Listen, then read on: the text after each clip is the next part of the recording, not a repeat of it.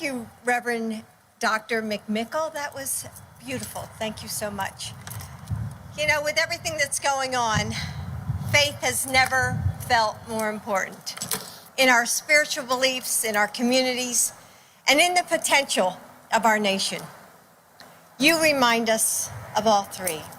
So thank you for your beautiful words today and for joining us. You know, hello, Cleveland, and didn't Joe do a great job last night? I thought he was so strong and he looked so presidential. Thank you. Thank you. You know, over these last few months, I've been talking to communities about school reopenings.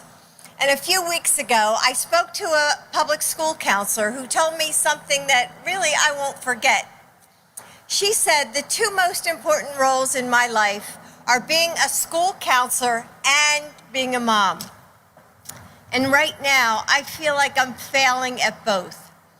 As a parent, I want to have all the answers for my kids. But over these last 4 years, so many parents have told me that they have more questions than answers. Like, how do I keep my family safe from this pandemic? What if a shooting happens at our school? What if I lose my job? And how do I tell my kids to be kind when our leaders don't live up to that same standard? And not just parents, all of us feel it. The chaos of this moment, the magnitude of the loss that surrounds us, and the acrimony that we see way too often. There are those who want us to believe that our nation is hopelessly divided, that our differences are irreconcilable, that our communities are fractured beyond repair. And beneath that is another message. Your voice can't fix it. Your vote won't change it. Oh, how about this one? It is what it is. But that's not who we are, is it, Ohio? Just look at what we've seen over these last few months. We're coming together and we're holding on to one another. We're finding mercy and grace in the moments that we might have once taken for granted. We're seeing that our differences are precious and that our similarities are infinite.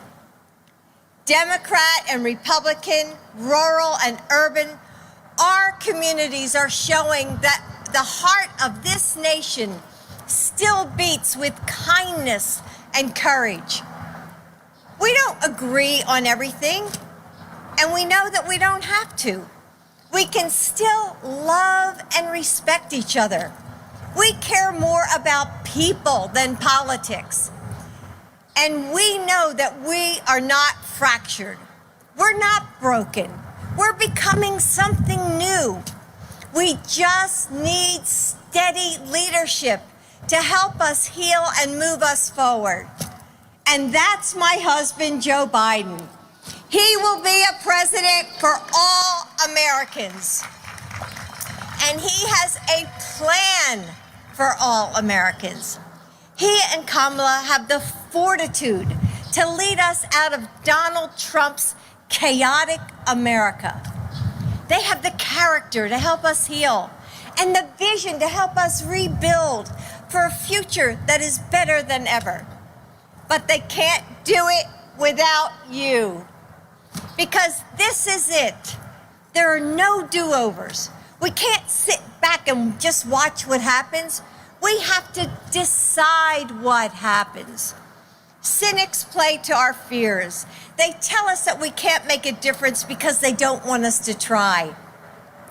They know that together, our voices are more powerful than they ever could be. And we have to show them our power. We have to believe that our communities are stronger than the challenge we face, because they are. We have to believe that our votes matter, because they do. We have to show up right now, put our shoulders back, and work like we've never worked before. So will you join us? Will you prove the cynics wrong? Will you help show that our nation will never settle for less than our highest aspirations? Will you stand with Joe Biden and Kamala Harris? Because Ohio, when you do, we know that we will win. So I want to end by saying thank you. Thank you for all that all of you do for your communities. Thank you for showing up right now when it matters. And thank you for your faith in an idea that's bigger than any one of us. And that is that we will build a better nation because we are going to do this together. So thank you, Ohio. Thank you. Thank you, Ohio. And now it is my pleasure to invite a fellow educator to the stage, one of the millions of teachers across this country who are working overtime and rising to the moment to make sure our students can learn no matter what. So I'd like to meet Tiffany Davis.